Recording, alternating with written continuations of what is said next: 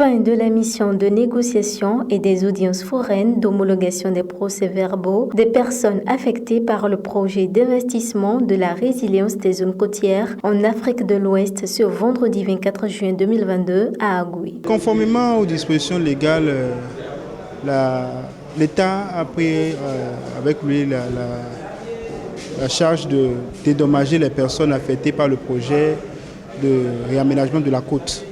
Et donc, l'exécutif a fait sa part, le judiciaire également est en train de faire sa part à travers l'homologation des différents PV, constatant l'accord intervenu entre les personnes affectées par le projet et l'État. Au-delà de leurs attentes, les indemnités reçues ravivent fortement les riverains. Ils s'évertuent en remerciement à l'égard du chef de l'État.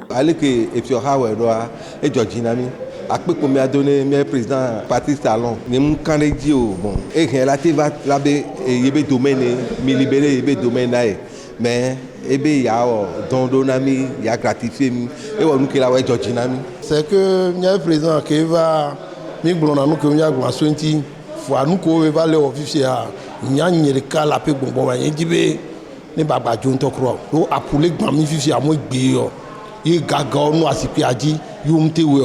Faut aller be noir et ben nous que les blessés du me 20 abe la dreroi be to hono la ne la médecin ba ku de be ministre ye de la notu de la pour la médecin de la wenami. Dans le même sillage, l'adjoint au maire de Grand Popo et le représentant des PAP louent la bienveillance du président de la République Patrice Athanase Guillaume Talon. Mes impressions sont très bonnes parce que le gouvernement a fait du bon travail.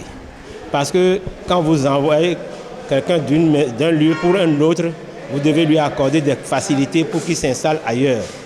Donc, dans ce cadre-là, les personnes affectées par le projet ont été même surprises de certains montants que le gouvernement leur a alloués par rapport au transport de leurs biens, je veux dire, et aussi par rapport au loyer que le gouvernement leur a accordé. Donc, à chacun, un loyer de 120 000 francs à raison de 40 000 francs le mois a été accordé. C'est une grâce. C'est pas facile. Vous voyez la vie que mènent nos parents d'abord au village et l'effort que le chef de l'État vient de faire.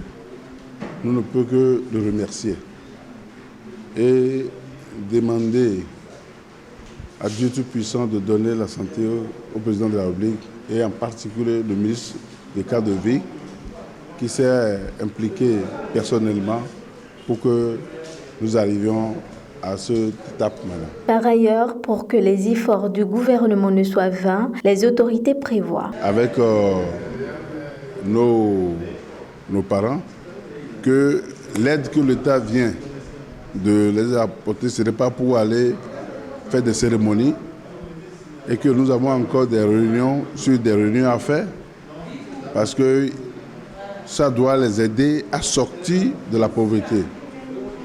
Et on doit les former, on doit les regrouper à des coopératives. Et ils étaient très contents hier. Et je crois que bientôt, d'ici la semaine prochaine, ils seront invités dans l'arrondissement. On va leur prodiguer des conseils pour pouvoir mieux gérer ces sous. Des gens qui n'ont jamais compté le million, aujourd'hui, par la grâce de Dieu, sont en train de compter le million et plus du million. Maintenant, la raison est simple.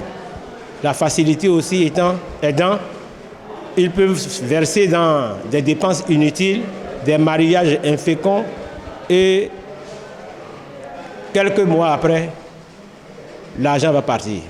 Mais nous, représentants des personnes affectées par le projet, on a la mission de les conseiller.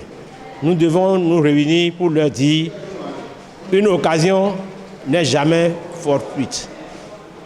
Il faut qu'ils prennent la balle au bond et réaliser quelque chose qui peut couvrir les années de galère qu'ils peuvent avoir devant. Au vu de tout ceci, le lancement officiel des travaux du programme Ouakar Recipe Bénin ne saurait tarder pour le bien-être de tous.